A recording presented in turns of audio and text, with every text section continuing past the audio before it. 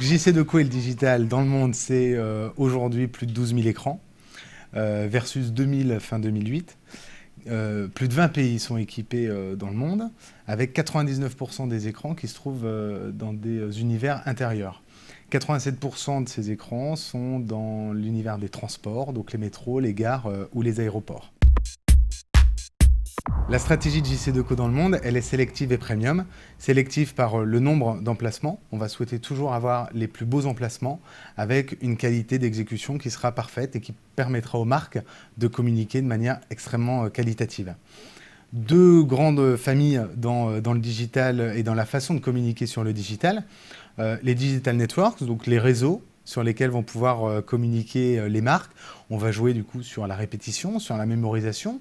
Dans les aéroports de Paris, 565 écrans qui permettent de communiquer de manière extrêmement qualitative sur un support moderne, de pouvoir jouer avec la créa, de pouvoir jouer sur la répétition, de pouvoir jouer avec le moment de la journée auquel on va communiquer, donc de pouvoir modifier le message selon, par exemple, la population à laquelle on va s'adresser, la nationalité du public à qui on s'adresse, selon différentes périodes dans l'année qui peuvent varier selon les événements calendaires. On ne va pas communiquer de la même façon sur le digital à Noël ou pendant les soldes d'été.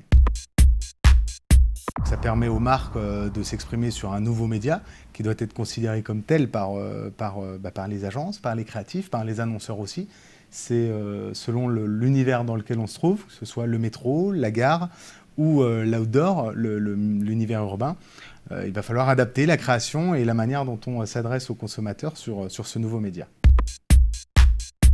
Alors, quelques exemples du digital et de la créativité qu'on peut avoir sur ce média. Guerlain, par exemple, a communiqué de manière assez originale sur nos écrans. C'était en aéroport où, selon la nationalité des passagers, selon les différents terminaux où se trouvaient les passagers, Guerlain leur adressait un message dans leur langue. Un deuxième exemple, on part là dans la rue, on part à Angers, qui est la première ville en France qui bénéficie d'un mobilier urbain digital. La Redoute a utilisé ce média d'un point de vue créatif de manière assez forte. En fonction de la météo, les créas changeaient dans les écrans. Il pleut, le mannequin prend un trench. Il fait beau, le mannequin se met en jupe.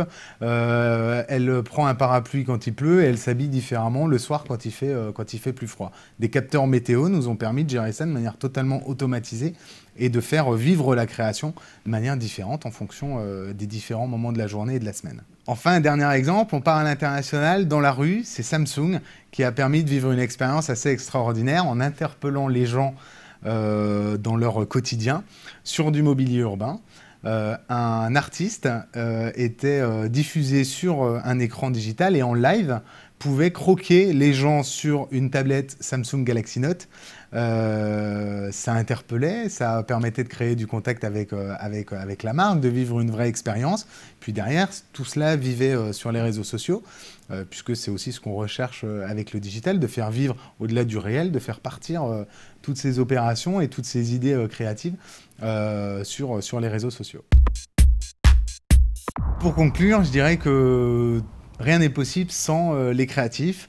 Le digital pour JCDecaux, c'est avant tout une technologie qu'on met au service des marques, qu'on met au service des agences et des créatifs.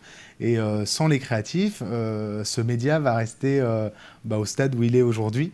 Et c'est un média dans lequel nous, on croit beaucoup, sur lequel on pose beaucoup d'espoir d'un point de vue créatif, d'un point de vue souplesse, flexibilité, événementiel également, interactivité avec le public. Et pour ça, on a vraiment besoin des agences.